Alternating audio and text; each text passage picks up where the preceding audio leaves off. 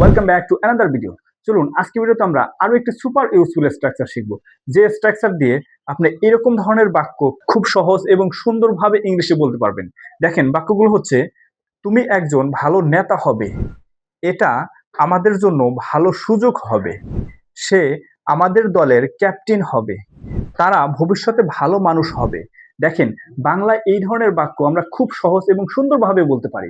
At the same time যখনই আমরা ইংলিশে কনভারসেশন করতে চাই তখনই কনফিউজ হয়ে যাই, এখানে উইল বি ব্যবহার করব নাকি উড বি ব্যবহার করব। কারণ অনেক সময় আমরা ফিউচারের কোনো নিশ্চিত ঘটনা বলি না, বরং সম্ভাব্য অবস্থা, ফলাফল, ধারণা বা পলাইট প্রেডিকশন বোঝাই। আজকে ক্লাসে আমরা শিখব খুবই ইউজফুল একটি স্ট্রাকচার, যেটা দিয়ে আপনি খুব সহজেই বলতে পারবেন কেউ কিছু হবে বা কিছু একটা নির্দিষ্ট অবস্থায় থাকবে, ফিউচার পসিবিলিটি বা এক্সপেক্টেড রেজাল্টের সেন্সে। তাই ভিডিওটা মনোযোগ দিয়ে দেখুন, কারণ আজকের ভিডিওর স্ট্রাকচারটা যদি আপনি খুব ভালোভাবে বুঝতে পারেন তাহলে ফিউচার পসিবিলিটি বা পলাইট প্রেডিকশন আরো ন্যাচারালি ইংলিশে এক্সপ্রেস করতে পারবেন। So let's get started. এই হচ্ছে তাহলে আমাদের আজকে ভিডিওর সুপার ইউজফুল স্ট্রাকচার। আজকে ভিডিওতে আমরা শিখব ইউজ অফ উড এর পার্ট 8 এর স্ট্রাকচার দিয়ে কিভাবে ইংলিশে কনফিডেন্টলি কথা বলতে হবে। তার জন্য চলুন প্রথমে আমরা আগে স্ট্রাকচার এবং এই স্ট্রাকচারের সিচুয়েশনটা খুব ভালোভাবে বুঝে নেই। দেখেন, যদি সিচুয়েশনটা এরকম হয়, ভবিষ্যতে কেউ কিছু হবে বা অবস্থায় থাকবে, একটু মনোযোগ সহকারে বুঝেন। দেখেন, আমাদের সিচুয়েশনটা যদি এরকম হয়, ভবিষ্যতে কেউ কিছু হবে বা কোনো অবস্থায় থাকবে, এমন সম্ভাব্য অবস্থা বা ফলাফল বোঝাতে আজকে ভিডিওর স্ট্রাকচার ব্যবহার করতে পারবেন। চলুন তাহলে আমরা এই স্ট্রাকচারটা খুব ভালোভাবে বুঝে নিই। দেখেন, স্ট্রাকচারটি হচ্ছে কি, subject plus would be plus NPB. NPB অর্থ হচ্ছে কি নাউন প্রোনাউন। সো এই স্ট্রাকচার দিয়ে আমরা এই সিচুয়েশনে কনভারসেশন করব। তার জন্য আমরা এই তিনটি রিয়েল লাইফ এক্সাম্পল প্র্যাকটিসের মাধ্যমে বুঝবো কিভাবে বাক্য গঠন করে কনভারসেশন করতে হবে। চলুন প্রত্যেকটা এক্সাম্পল আমরা অন বাই অন বুঝে নেই। দেখেন, প্রথম এক্সাম্পলটি হচ্ছে you would be a good leader. তাহলে দেখেন, মিনিংটা হচ্ছে তুমি একজন ভালো নেতা হবে।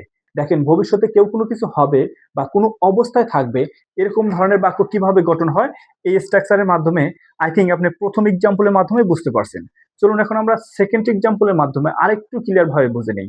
দেখেন, সেকেন্ড এক্সাম্পলটি হচ্ছে it would be a good opportunity for me. তাহলে মিনিংটা হচ্ছে কি, দেখেন, এটা আমার জন্য ভালো সুযোগ হবে। দেখেন, ভবিষ্যতে হবে, এরকম সেন্সে আমরা কিভাবে কনভারসেশন করব, আই বিলিভ আপনি সেকেন্ড এক্সাম্পলের মাধ্যমে বুঝতে পারছেন। চলুন আমরা থার্ড এক্সাম্পলের মাধ্যমে আরেকটু ক্লিয়ার ভাবে বুঝে নিই। দেখেন, থার্ড এক্সাম্পলটি হচ্ছে it would be a good decision for you.